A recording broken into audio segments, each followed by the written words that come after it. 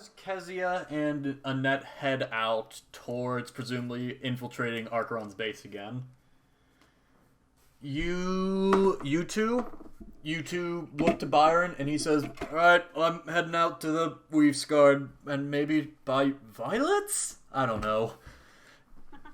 That was a weirdly good Byron. But he heads up. I'll see ya. And then it is the two of you. Morak and Sunny are in narrative limbo, and Zeka is with Joro at the moment. They're the skinny walkers. Oh, okay. They're just wandering around asking people if they're skinny walkers. Can we join your gang? Yeah, we just set them off with the goal of joining this gang. How do you join a gang? I don't know. But as you guys head out, if you remember from the town crier, he did give you, he gave you a particular tavern. If I remember right, it was called the...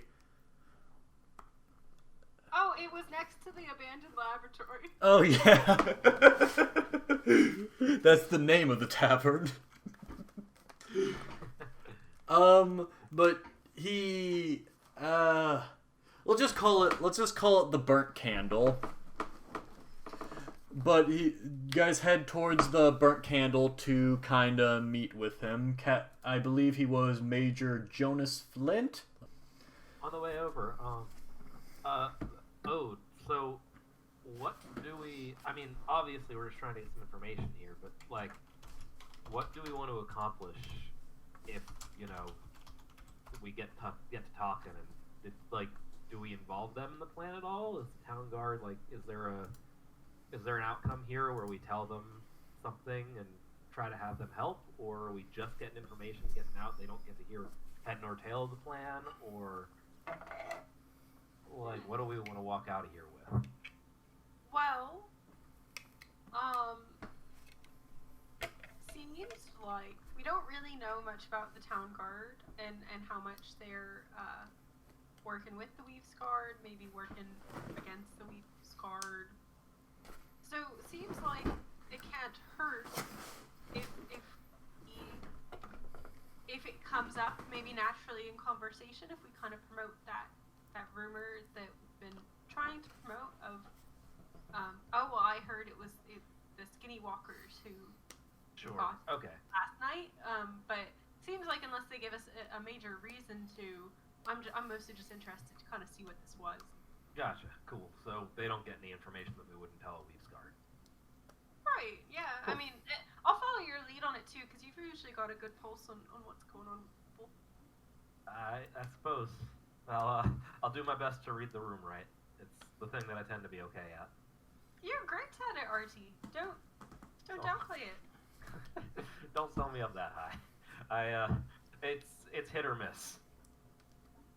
I mean, you always get my looks, so you're batting 1,000 in my book, and I'm realizing that reference makes no sense to this day and age, and also probably to you. I bet you didn't have baseball back at the Herd.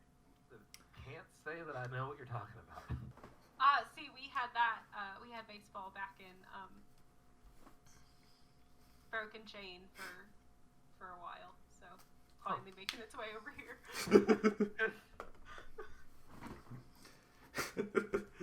Okay. Ode explains baseball to Artie as we walk. Fantastic. Sure. And it's actually really boring. You kind of go for the food. Yeah, none of this sounds particularly interesting at all. But as you guys make your way towards the Burnt Candle Inn, you see it's getting more... It's not the best looking tavern you guys have ever been to. Particularly since you guys went to the high-rise hotel in the city. But it's just kind of run-of-the-mill, a little downtrodden. And as you enter, you just see this kind of 50 or so year old looking human woman, gray hair, pulled into a bun, just soiled clothes, and just kind of tending bars. A handful of guys are asleep at it. It is not yet. I don't even think it's noon yet, so that should speak to these guys' quality of life. Gotcha. And do we recall if the Major Jonas Flint told us to meet at any particular time? No, the crier kind of just said he will be here asking for information. Okay. And it was specifically information regarding what? Just a personal matter. Did not say what. Okay, gotcha. But as you walk in, you see this older woman who you see a name tag that says Babs. Can I help you? Can I help you guys? Help you honeys find anything? Well, we were actually here looking for a Major Jonas Flint. We heard about him, the town crier. Chewing on a bit of tobacco. In the back of the room there, you'll be able to tell which one he is. He'll be the only one who's awake. Thank you, miss. Certainly. And as you guys walk in, pretty much one-to-one what she said, just, it's like anyone who's here is mostly drunk or asleep already. This is pretty clear like a seedy, low-end type of establishment. But at the far end, at one of the tables, you do see it kind of stands out just because of how kind of worse off the rest of this establishment looks. But you see like a pretty well put together human man. Like he's wearing like a very well maintained like military uniform, same deal as that of the rest of the militia, but like he's got like much more like regalia and like pomp to his uniform. It's like very clearly well maintained even against the backdrop of this. Dark hair kind of just slicked back, but as you get a little closer, you see he just looks exhausted right now. Like deep bags sunken under his eyes, like 5 o'clock shadow that has clearly just not been trimmed. Like it's just going from 5 o'clock shadow to like a full but patchy beard. And if you guys approach, he looks up at you. Yes. Hello. Yes. I assume you're the Mr. Flint that the town crier was talking about? Fleet, but yes, it's. Are you here about the notice? That would be correct, sir. Excellent. How much did the crier mention? Nearly nothing. Fucking worthless. Him. Great. Right. Well, it's very, very simple. My daughter went missing about 2-3 weeks ago, and if you can find any information regarding her, I would be very, very, very appreciative. He starts kind of like putting like papers on it like in front of him. She's 12 years old. Her name is Gabriel. She about 5'4". He starts describing his daughter. 5'4", black ponytail matching him, and just kind of more upper class clothing. Kind of just going down the list of like, here's information that is relevant. Sure. Do you have any sorts of leads? Was she involved in anything with any people? Not as far as I'm concerned or aware. She disappeared about 3 weeks ago now. It was during a house fire. As far as I know, it was non-natural. None of the gang said it, at least not that I could tell. It just was a random thing, and since then she's been gone. Sure. I've been combing the rubble and just haven't found anything with it, but I was never the best at it. He is like exhausted. Like he has clearly been up for like many days straight just trying to work this and unable to get anything. Do you have any information on particular, things she had with her, clothing she was wearing at the time? Yeah, is there any, jewelry she wore commonly? Yes, actually, she was. Last I saw her, I was putting her to bed, and she had her teddy bear. I haven't found that in the debris yet, so I assume she has it with her.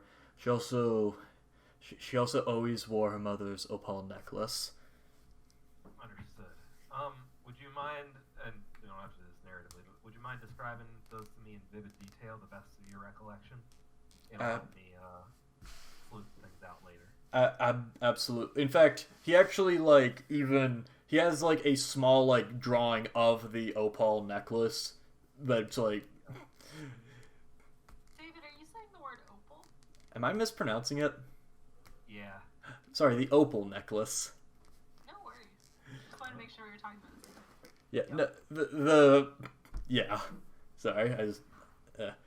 But he actually has a drawing of it that he shows to you, and he goes and describes her like clothing.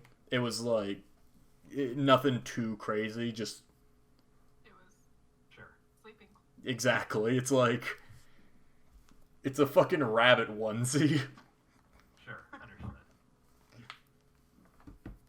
But yes, if the two of you can find anything to help locate her, I have a 500 gold reward just for information. If you're able to find her, 3,000. Understood. Well, Good to know. Major Fleet, we're pretty new to the city, but we've already kind of gathered that there's kind of different factions, and you were part of the city guard. Have you stepped down from that role? Yes, and until I can find her, I cannot deal with those responsibilities.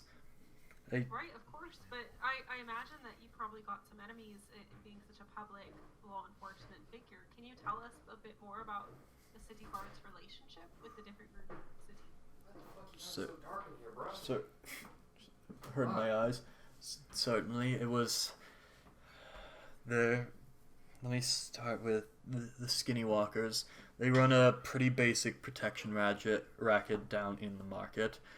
Every now and again, we find one of them trying to muscle in on one of the... He describes a protection racket and just kind of the fact that nothing terribly new. Again, he basically is the chief of... He amounts to the chief of police, and he's in charge of putting that particular section down.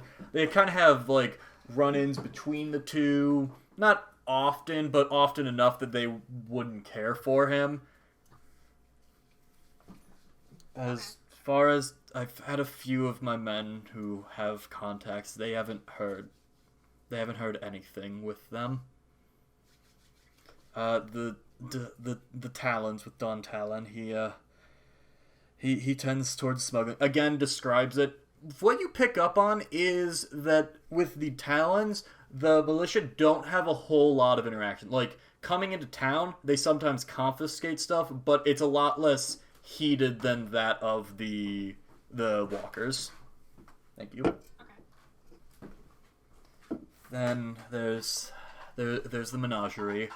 I'll admit I don't have a whole lot of interaction with them. Stuff of that magical nature we tended to at least lean on a bit of the Weavesguard since they've experience in that. I know I've pissed off that Azure Shadow person. They every now and again they get caught burglarizing something, so we get called in. As far as I'm aware, they as a maybe, but I doubt that they would have a particular agenda. You see him look down, kind of frustrated. They tend to get away. And then the Talons, the Weavesguard, the Weavesguard. Yes, sorry. They, as far as I'm aware, we've worked with them for years, honestly. Since they first helped us just repel the mages, they've been a part of this city. I only recently became the captain, but they've, as far as I'm aware, never fucked with us. They get into arguments and they're a bit up their own arses about hunting mages and confiscating items, but nothing too egregious. My men have a lot more tension with them. If I were a betting man, I would guess the Skinny Walkers, but I honestly have no goddamn clue. Understood. Well, suppose we'll see what we can do about this. We'll keep an eye and an ear out. Thank you. If you find anything, I should be here. If you need one moment. He starts writing. He writes down a quick note and then just signed Major Jonas Fleet, blah blah blah, and hands it to you. This should help a little bit with other members of the militia. They normally wouldn't speak, but with this letter, and actually he pulls out and just slams down a little wax seal on it. This should at least open a few of the doors for you, at least as far as maybe I missed something where the fire started. I don't know. Sure. Right. Well, like my colleague said, we'll try to see what we can look into this, but as much as possible, you should try to sleep just so if we do get any information, we can be right on. You see him kind of look over and just be like, I appreciate that, but there's still work to be done. Need to follow up with. You see him just you actually see him as he's talking kind of slump down onto his shoulder, whether asleep or just so exhausted that he's just out. He's just done for a little bit.